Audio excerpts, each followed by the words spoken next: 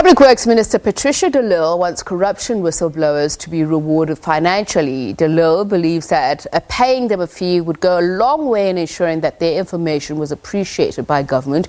She and Special Investigating Unit Head Advocate Andy Mothibi say the recently launched Infrastructure Built Anti-Corruption Forum aims to effectively monitor infrastructure projects and put measures in place to detect and prevent corruption. Public Works Minister Patricia de Lille launched this partnership, as I mentioned, with the SIU and other institutions like National Prosecuting Authority and the Financial Intelligence Center.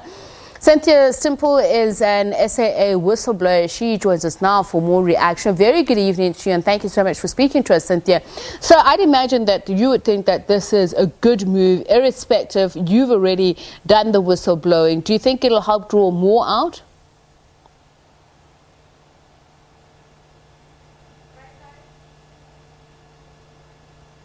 So, Cynthia, let's see if we can fix the technical issue there. No sound is coming out. Let's see if we can. Okay, there we are. So, what was your response? So, thank you for inviting me. Yes, I would agree with Patricia de Lille in that there should be rewards for whistleblowers. When you whistleblow, you actually walk on this path where you lose everything. You lose your financial work outcome, income, future income, you lose your family, you go through such strenuous detriment that it's actually you can't compensate. So for whistleblowers, they definitely need to be rewarded. And the reasons are that no one who has whistleblown is unable to find work in their current or expertise or whatever they've gained over the years. Secondly, is that they have to deal with fighting their case with lawyers, paying legal fees. The third thing is that thereafter, they're suffering without having to work is being able to pay for your home, your mortgage, your bonds. And so how do you compensate for that? Now, Cynthia, your own personal experience, I know, I think it was from 2016 when you received something like a 6-month salary deal, and from 2019 onwards, you and another colleague weren't able to find jobs. Did you think about these things when you had decided that you were going to go ahead and reveal the alleged corruption? And just perhaps talk to us a little bit more about just how hard it has been and why people are turning you away if what you're doing is to promote transparency and accountability. I think it's our culture in society at present. So one is that you asked the question, did I think of it? At the time, I was just doing my job. I was doing the right thing. I was following corporate governance as well as our policies.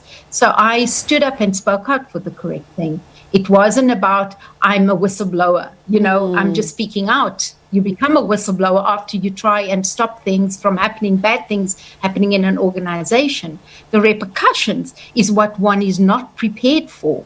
So when the repercussions come, how do you react? It knocks you off your feet. It's like someone's pulled a carpet under you. What do you do then? I was pretty confident that I would get a job, and I couldn't. By applying through banks, none of the banks even came back and responded to me, and I've a banking experience, I've got treasury experience. I even applied to universities thinking I could do junior lecturing or anything, nothing. So I'm not the only person. When I speak to other whistleblowers, they all suffered similar fate.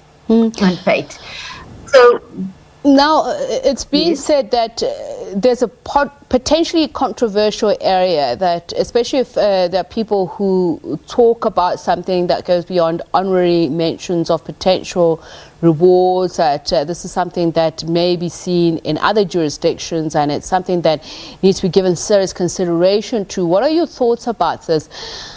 As you say, you did it out of altruistic reasons. There are people who may want to take advantage of this. Do you see scope for this? Yes, definitely. Look, the scale of our corruption, the depth of it currently in our country is so deep and so wide. If we had more people speaking out far earlier, we wouldn't have got to the state that we have right now, 10 years later, and maybe more. So yes, one is that if whistleblowers are compensated, there's a mechanism that will keep them back on their feet, some sort of incentive for people to come out and be ethical in their workplace, in our government. So this is very much needed. Yes, there are some people that feel that if you're doing the right thing, you're speaking out, you're being honest, why should you be compensated? But there's the detriment that goes with being honest, is that you then lose your job and you're unable to find any further employment. So with being compensated, you're at least able to pay off existing debt, A. B, you're able to perhaps use the extra money to become your own entrepreneur, start your own business and make an income for yourself so you're not dependent on anybody else. Most whistleblowers are dependent on their partners or on family, which then has a major impact on that family long term.